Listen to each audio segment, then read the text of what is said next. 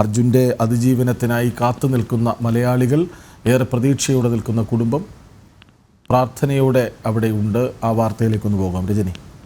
കർണാടകയിലെ ഷിരൂരിൽ കാണാതായ കോഴിക്കോട് സ്വദേശി അർജുന് വേണ്ടിയുള്ള തെരച്ചിൽ രാവിലെ പുനരാരംഭിച്ചു എന്നുള്ള വാർത്തയാണ് വരുന്നത്. കാലാവസ്ഥ പ്രതികൂലമായ സാഹചര്യത്തിൽ മണ്ണിടിച്ചിലിന് സാധ്യതയുണ്ട്.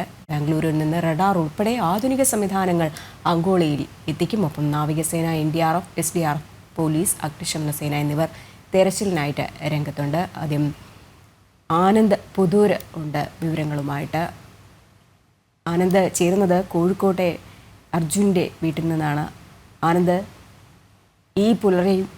ഈ പുലർക്കാലത്തും പ്രതീക്ഷയോടെ തന്നെയാണ് അർജുൻ്റെ കുടുംബം നോക്കിക്കാണുന്നത്. ഇന്നലെ നമ്മളോടൊക്കെ പ്രതികരിക്കുമ്പോൾ അർജുൻ്റെ ഭാര്യയ്ക്കും സഹോദരിക്കും അതുപോലെ തന്നെ കുടുംബത്തിനുമൊക്കെ തന്നെ ഒരു പോസിറ്റീവ് ഉണ്ടായിരുന്നു. തങ്ങളുടെ സഹോദരൻ അല്ലെങ്കിൽ ഭർത്താവ് തിരികെ വരും. ഇന്നും അതേ പ്രതീക്ഷയിൽ തന്നെയല്ലേ അവരിയ്ക്കുന്നത്? എന്താണ് രാവിലെ അവിടെ നിന്നും നമുക്ക് നൽകാനുള്ള വിവരം? തീർച്ചയായും രജനി, അതേ പ്രതീക്ഷ കൈവിടാതെ തന്നെയാണ് അർജുൻ്റെ കുടുംബം ഇന്നും നമ്മളോട് പ്രതികരിച്ചത്. രാവിലെ നമ്മൾ സഹോദരിയുമായും ഭാര്യയുമായും സംസാരിച്ചപ്പോഴും ജനം ടിവിയോട് പ്രതികരിച്ചും അത് തന്നെയായിരുന്നു. കാരണം അർജുൻ അപാരമായിട്ടുള്ള മനോധൈര്യമുള്ള ഒരാളാണ്. അതുകൊണ്ട് തന്നെ ഏത് പ്രതിസന്ധികളെയും അതിജീവിച്ചുകൊണ്ട് ഈ വീട്ടിലേക്ക് എത്തിച്ചേരും എന്നുള്ള ഒരു പ്രതീക്ഷ തന്നെയാണ് ഭാര്യയും സഹോദരിയും പങ്കുവച്ചത്. കഴിഞ്ഞ 4 ദിവസങ്ങളായി ഈ രാത്രികളിൽ ഈ കുടുംബം ഉറങ്ങിയിട്ടില്ല. ഇന്നലെയും ഈ കുടുംബം ഉറങ്ങിയിട്ടില്ല. എന്തായാലും പക്ഷേ ഈ തെരച്ചിലുമായി ബന്ധപ്പെട്ടുകൊണ്ട് തന്നെ ചില വിയോജിപ്പുകൾ ഈ കുടുംബത്തിനുണ്ട്.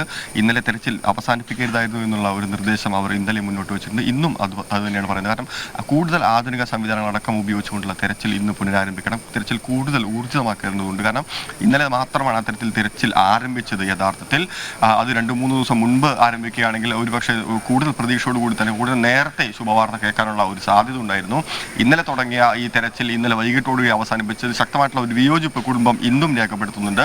ആദ്യഘട്ടത്തിൽ തന്നെ അതുമായി ബന്ധപ്പെട്ട അധികൃതർ സഹകരിച്ചില്ല എന്നുള്ള ഒരു പരാതിയും കുടുംബം ഇന്നലെ മുതൽ തന്നെ മുന്നോട്ട് വയ്ക്കുന്നുണ്ട്. ഇന്നും അവരത് ആവർത്തിക്കുന്ന ഒരു സാഹചര്യം തന്നെയാണുള്ളത്. നമുക്കറിയാം, ഈ വീടിൻ്റെ ഏക ആശ്രയമാണ് അർജുൻ. +2 പഠനത്തിന് ശേഷം തന്നെ സാധാരണ ജോലികൾക്ക് പോയി തുടങ്ങിക്കൊണ്ട് കുടുംബത്തിൻ്റെ ഭാരം മുഴുവൻ ആ തോളിൽ ഏറ്റെടുത്ത ഒരു മനുഷ്യനാണ്. അപാരമായിട്ടുള്ള ആത്മധൈര്യത്തിൻ്റെ ഒരു ഉടമയാണ്. ആ തലത്തിൽ ഏകദേശം 5 വർഷത്തിലധികമായി തന്നെ ഈ ഒരു ഫീൽഡുമായി ബന്ധപ്പെട്ടുകൊണ്ട് തന്നെ അർജുൻ പ്രവർത്തിക്കുന്നത്.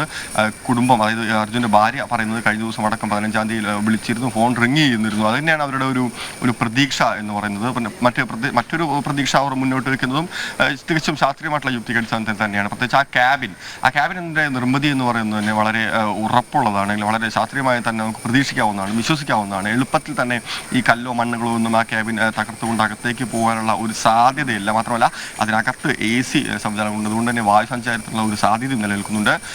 കഴിഞ്ഞ ദിവസം ഒരു ബന്ധു നമ്മളോട് പറഞ്ഞ തരത്തിൽ വീട്ടിൽ നിന്ന് ഭക്ഷണങ്ങളും പലഹാരങ്ങളുമായി തന്നെയാണ് അർജുൻ പോയത്. അതുകൊണ്ട് തന്നെ അത്തരം കാര്യങ്ങളെല്ലാം ആ വാഹനത്തിനകത്ത്, ആ ക്യാബിനകത്ത് സ്റ്റോക്ക് ഉണ്ടായിരിക്കണം. അപ്പോൾ ഭക്ഷണത്തിനും ആ തലത്തിൽ ഒരു ബുദ്ധിമുട്ടുണ്ടാവില്ല എന്ന് തന്നെയാണ് കുടുംബത്തിൻ്റെ പ്രതീക്ഷ. എന്തായാലും ഇന്ന് തെരച്ചിൽ കൂടുതൽ ഊർജിതമാക്കുന്ന ശ്രമത്തിൽ തന്നെയാണ് അവിടെയുള്ള NDRFിൻ്റെ സേനാംഗങ്ങൾ അടക്കമുള്ള ആളുകൾ.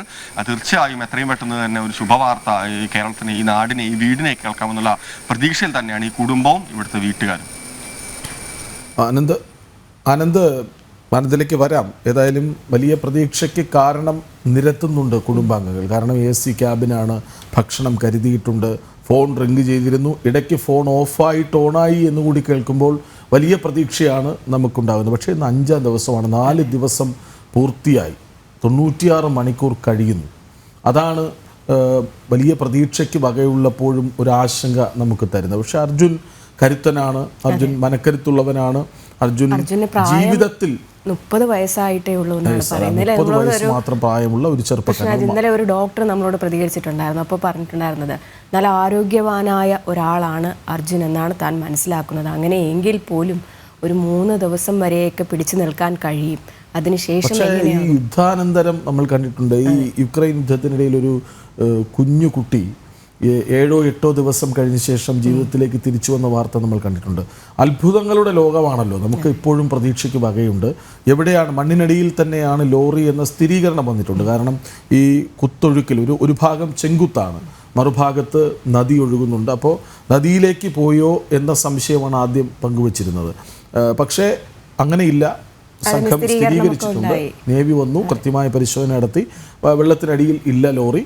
അപ്പോൾ സ്വാഭാവികമായിട്ടും ഈ മണ്ണിനടിയിൽ തന്നെയുണ്ട്, അല്ലെങ്കിൽ തന്നെ ബന്ധുക്കൾ പറയുന്നതും അങ്ങനെയാണ്. ഈ ലോറി അവിടെ തന്നെ ഉണ്ട് എന്നാണ് മനസ്സിലാക്കാൻ കഴിയുന്നത് എന്നാണ് പറഞ്ഞത്. അപ്പോൾ സ്വാഭാവികമായും നമുക്കിപ്പോഴും പ്രതീക്ഷയ്ക്ക് വകയുണ്ട്. കാരണം വലിയ മനക്കരുത്തുള്ള ഒരാൾ ജീവിതത്തെ അതിജീവിച്ച് വരും എന്ന പ്രതീക്ഷ എല്ലാവർക്കും ഉണ്ടാകും. ആ കുടുംബവും അതേ പ്രതീക്ഷ സഹോദരിയൊക്കെ പങ്കുവച്ചതും അത് തന്നെയാണ്.